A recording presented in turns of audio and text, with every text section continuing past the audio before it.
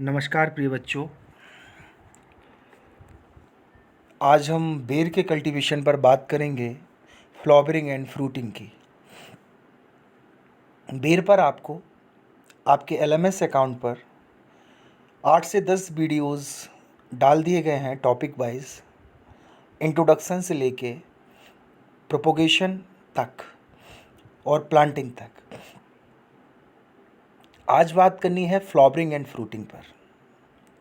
वही course title, tropical and सब tropical fruit production, hot 503, course instructor myself Ankur Sharma, and I will discuss about the cultivation of beer through my published research paper Beer in a reputed impact factor journal Ideal Research and International Multidisciplinary E-Journal। अभी तक आपने जो पढ़ा वो introduction से लेकर propagation और planting तक पढ़ा। आज हम बात करेंगे फ्लावरिंग एंड फ्रूटिंग की, कि बेर में फ्लावरिंग कब होती है, फ्रूटिंग कब होती है, साथ ही साथ कौन कौन से उसके ग्रोथ एंड डेवलपमेंट फैक्टर्स होते हैं जिनके बारे में आपको बताएंगे। चलिए तो बात करते हैं फ्लावरिंग एंड फ्रूटिंग पर। ये सब चीज़ें आप पढ़ चुके हैं, है ना। हमको बात करनी है फ्लावरिंग एंड फ्रूटिंग पर। यहाँ से बेर में फ्लावरिंग एंड फ्रूटिंग कब होती है, कैसे होती है, कौन कौन से ऐसे फैक्टर्स उसमें रिलेट करते हैं, इन सब के बारे में हमको जानना है। चलिए तो स्टार्ट करते हैं फ्लावरिंग एंड फ्रूटिंग से। द फ्लावर्स इन बेर born in the axils of the leaves of mature as well as current season shoots and inflorescence is axillary cyme।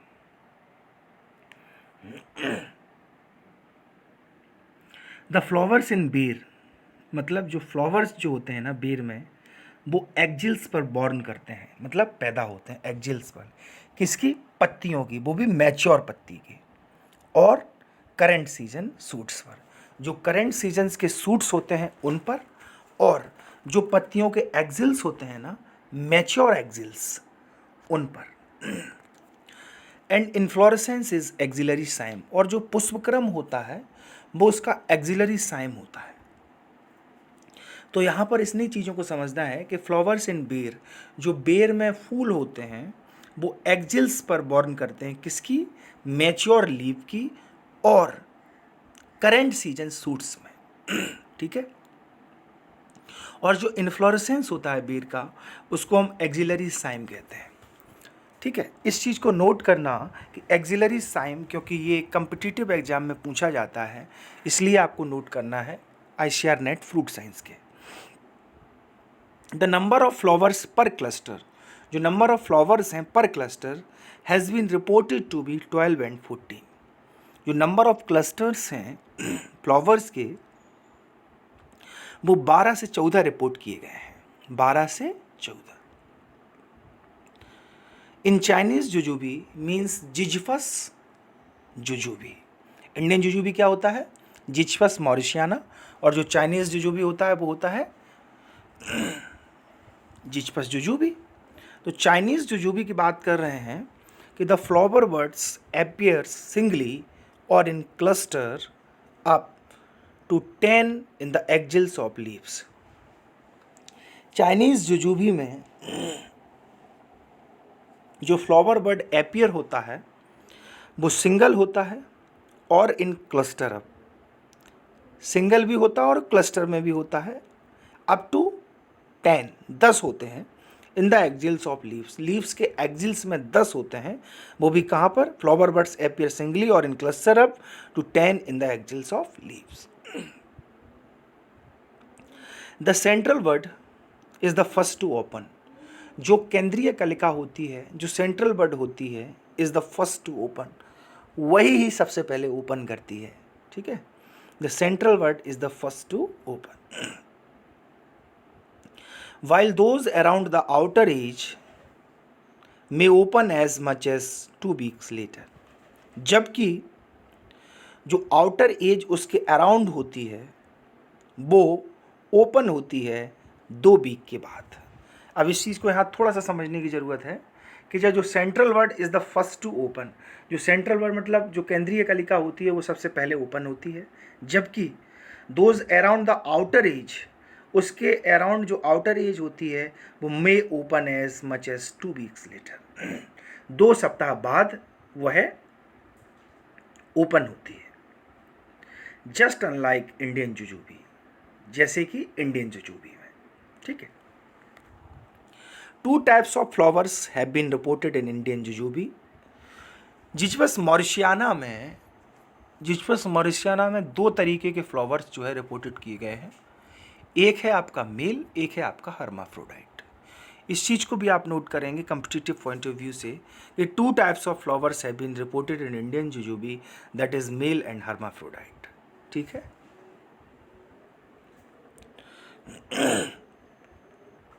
More than 90% of flowers appearing up to mid October are male. जो 90% flowers होते हैं और जो अक्टूबर तक appear करते हैं, mid अक्टूबर तक, वो मेल होते हैं। ये चीज़ नेट में पूछा जाता है क्योंकि मैंने इसको फेस किया है। 90% जो फ्लावर्स अपियर होते हैं बेर में अक्टूबर में, वो क्या होते हैं? Male. But the percentage of hermaphrodite flowers, जो प्रतिशत है हर्माफ्रोडाइट फ्लावर्स का, increase with the advancement of season, वो भी ऋतु की मतलब जो सीजन के बढ़ोतरी के साथ साथ वृद्धि करता है। Hermaphrodite flower increase with the advancement of season from less than 10% और मोर देन 70% इन नवंबर, जो कि 10% से कम और 70% से ज़्यादा, वो भी कब? नवंबर माह में। तो लिखा है कि but the percentage of hermaphrodite flowers increase with the advancement of season from less than 10% to more than 70% in November. In northern India flowering starts in early September. Northern India में फ्लावरिंग स्टार्ट होता है early September में and continues for 3 months up to नवंबर।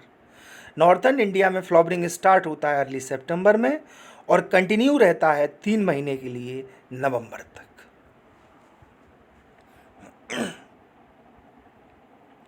इन बनारसी कड़ाका, एक Banarasi कड़ाका variety है बेर की, in Banarasi Kadaka only 2% flowering occurs in September. इसमें सितंबर में केवल 2% फ्लावरिंग अकर होती है। एक एक चीज़ को जोड़ के चलना, कन्फ्यूज़न नहीं होगा इसलिए। In Banarasi Kadaka only 2% flowering occurs in September में, 2% फ्लावरिंग अकर होती है किसमें? सितंबर में। And continues for 3 months up to November, और कंटिन्यू रहता है 3 months up to sorry, in Banarasi Kadaka only 2% flowering occurs in September, 83% October and the rest 15% in November at Hisar. Hisar में ये रिसर्च किया गया है, हिसार में ये रिपोर्ट बनाई गई है कि बनारसी कड़ाका जो वैरायटी है उसमें 2% फ्लावर अकर होते हैं सितंबर में, 83% अक्टूबर में, और रेस्ट जो 15% हैं वो नवंबर में होते हैं, वो भी हिसार में।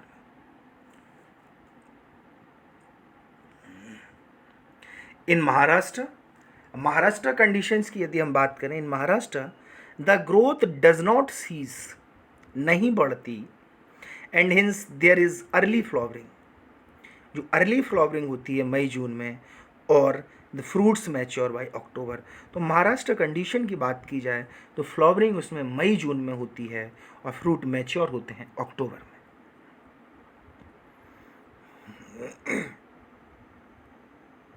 इन राजस्थान में flowering has been observe to begin in July. जो फ्लावरिंग है वो जुलाई के शुरुआत में ऑब्जर्व की जाती है, रीचिंग इट्स पीक इन सितंबर, जो कि पीक में पहुंचती है सितंबर में। इसमें लिखा है कि in Rajasthan flowering has been observe to begin in July reaching its peak in September. Flowering कब ऑब्जर्व होती है? जुलाई में, और अपने पीक पर पहुंचती है सितंबर में।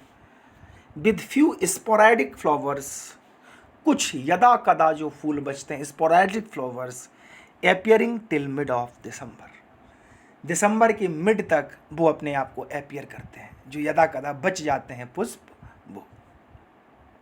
In most of the cultivars, बहुत सी ऐसी वेराइटीज़ हैं, द डेसेंस ऑफ एंथर्स, एंथर्स का बनना स्टार्ट होता है जस्ट आफ्टर एंथसिस, एंथसिस के बाद उनका बनना स्टार्ट होता है, and it's completed with in, और ये कंप्लीट होता है, and it's completed with in 4 to 5 hours, and the peak respectivity of the stigma appeared to be just as the flower opened. इसमें लिखा है एंड इज कंप्लीटेड, और ख़त्म होता है विद इन 4 to 5 hours, 4 से 5 घंटे बाद ख़त्म होता है। एंड द पीक रिस्पेक्टिविटी, जो पीक में पहुंचता है स्टिग्मा, वो अपियर्ड होता है just as the flower open, जब फ्लावर ओपन होता है इसके बाद में ही वो अपने आप को अपियर कर लेता है। एज द पोलन ऑफ बेर, जो पॉलेंस होती हैं बेर की, वो स्टिकी होती हैं, चिपचिपी सी होती हैं। They are not transferred by wind, जब पॉलन स्टिकी होगी तो वो हवा के झोंके से उड़ नहीं पाती, ठीक है। The prominent pollinating insects are honey bee, house flies and yellow wasp. At the blossoms possesses are nectariferous disc. जो प्रोमिनेंट इसमें पॉलिनेटिंग एजेंट है वो आपका मधुमक्खी है, मधुमक्खी के द्वारा ही होता है। लेकिन जो नेक्टर बनाने का काम करते हैं वो हाउस फ्लाई, जो घरेली मक्खी होती है, और जो येलो बास्प होती है, पीली बर्र, वह नेक्टम बनाती है ब्लॉसम पजिस के द्वारा। तो हम ये कह सकते हैं कि पॉलिनेशन किसके द्वारा होता है? हाउस फ्लाई के द्वारा, हनी बी के द्वारा, और येलो बास्प के द्वारा, ठीक है। फॉर कंट्रोल्ड पॉलिनेशन, जब हम कंट्रोल्ड कंडीशंस में पॉलिनेशन करते हैं तो दो हर्माफ्रोइड फ्लावर्स, जो हर्माफ्रोडाइट फ्लावर होता है, आर बैग्ड, उसको हम बैग्ड कर देते हैं 2 days बिफोर, 2 दिन पहले। Expected opening and the flowers are emasculated just a day before anthesis. 2 days before expected opening, और जो फ्लावर्स होता है उसको एमास्कुलेट कर देते हैं just a day before, anthesis के पहले हम उसको एमास्कुलेट कर देते हैं। After pollination the flowers are again covered with, pollination के बाद फ्लावर्स को हम अगेन कवर्ड कर देते हैं with butter paper bag. After pollination the flowers are again covered with, after pollination मतलब परागण के बाद फ्लावर्स को हम पुनः कवर कर देंगे, किससे? बटर पेपर बैग से। जो बटर पेपर बैग होता है उसको हम कवर कर देते हैं, ठीक है। और उसको हटाते कब हैं? जब तक हमारा फ्रूट सेट नहीं हो जाता, क्योंकि हम अगर उससे पहले हटा लेंगे तो जो हमारे अनडिज़रेबल इंसेक्ट हैं उनका उनमें इन्फेस्टेशन हो जाता है, जिससे आपने एक टर्म सुना होगा, एम्ब्रियो अबॉर्शन। एम्ब्रियो अबॉर्शन के कारण फिर फ्रूट नहीं बनता, और जब फ्रूट नहीं बनता तो फिर हमारी सारी मेहनत बर्बाद हो जाती है। इसीलिए हम बटर पेपर बैग से उसको कवर्ड कर देते हैं, जिससे बाहरी किसी भी बायोटिक और एबायोटिक स्ट्रेस का उस पर प्रभाव नहीं पड़ता। और जब बायोटिक और एबायोटिक स्ट्रेस का उस पर कोई प्रभाव नहीं पड़ेगा फिर आप समझ सकते हैं कि फ्रूट के डेवलपमेंट में कोई भी समस्या नहीं आएगी। इसमें लिखा है with butter paper bag which is removed only after completion of fruit set, that is after 4 to 5 days।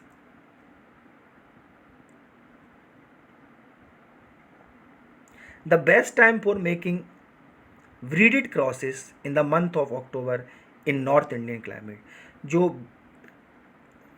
Cross breed बनाया जाता है इसमें बेर में, वो बेस्ट टाइम है उसका अक्टूबर, नॉर्थ इंडियन कंडीशन में। Spraying with 10 to 15 mg GA3 plus 2% borax at flowering increased fruit set. यदि 10 से 15 mg जिब्रेलिक एसिड और 2% बोरैक्स को मिलाकर हम फ्लावरिंग स्टेज पर यदि छिड़काव करते हैं तो फ्रूट सेट बहुत अच्छा होता है। फ्रूट का सेट अच्छा होता है, साथ ही साथ फ्रूट का डेवलपमेंट भी बहुत अच्छा होता है। बनारसी कड़ा का कुछ सेल्फ इनकम्पिटेबल वैरायटीज़ के आपको नाम बता रहे हैं, आप इनको याद में रख सकते हैं क्योंकि ये कम्पिटिटिव पॉइंट ऑफ व्यू से लिए इम्पॉर्टेंट है कि बनारसी कड़ा का मुंडिया, मुरैया, रेशमी के, संधूरा नरनौल, सफ़ेदा सिलेक्टेड, उमरान, इलायची एंड ककुरोला गोला आर सेल्फ इनकम्पिटेबल कल्टीवार। ये क्या है? ये सेल्फ इनकम्पिटेबल कल्टीवार्स है। फिर से रिपीट करता हूँ पीछे से, ककरोला गोला पीछे से कर रहा हूँ, सेल्फ इनकम्पिटेबल के बाद ककरोला गोला, इलायची, उमरान, सफ़ेदा सेलेक्टेड, संधूरा नरनौल, रेशमी के, मुराहा, मुंडिया, बनारसी कड़ा का, ये सेल्फ इनकम्पिटेबल कल्टीवार्स है। अब हम बात करेंगे फ्रूट ग्रोथ एंड डेवलपमेंट पर। फ्रूट ग्रोथ एंड डेवलपमेंट कैसे होता है? बॉटेनिकली, वनस्पतिक दृष्टि से the fruits are drupe, fruits drupe होते हैं, characterized by a highly lignified and pointed endocarp stone or pit. Stone or pit से उसको करेक्टराइज्ड किया जाता है, highly lignified and pointed endocarp होता है ड्रूप का। Fleshy mesocarp pulp and their pericarp skin. ठीक है। Fruit growth of ber followed a double sigmoid growth curve. जो बेर का जो ग्रोथ कर्व होता है वो डबल सिग्मॉइड होता है। ये सबसे पहले जब इंट्रोडक्शन पोर्शन स्टार्ट किया था उसमें ही बता दिया था कि इसका डबल सिग्मॉइड ग्रोथ कर्व होता है। तो इसमें लिखा है कि फ्रूट ग्रोथ ऑफ अ बेर followed by A double sigmoid curve with 3 distinct phases. इसमें 3 फेजेस होती हैं। डबल सिग्मॉइड ग्रोथ कर्व होता है पर फेजेस 3 होती हैं। An early phases of 45 days after fruit set, DAFS का मतलब है डे आफ्टर फ्रूट सेट। ठीक है। मिडिल फेज 45 से 90 day after fruit set and final phase 90 day after fruit set to maturity. मतलब टोटल डेज लगते हैं 185 days.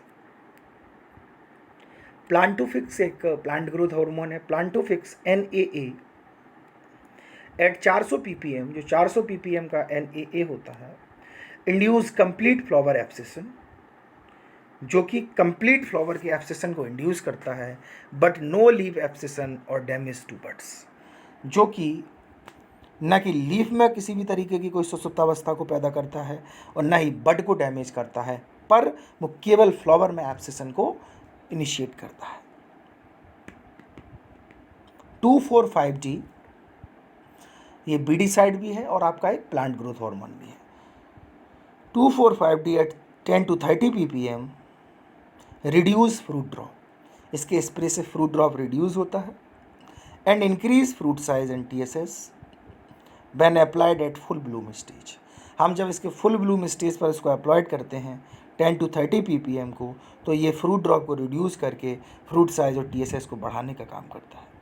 The other plant growth regulators, जो और अदर प्लांट ग्रोथ रेगुलेटर्स हैं which can be use to improve fruit size, वो fruit size को improve करने का काम करते हैं एंड ईल्ड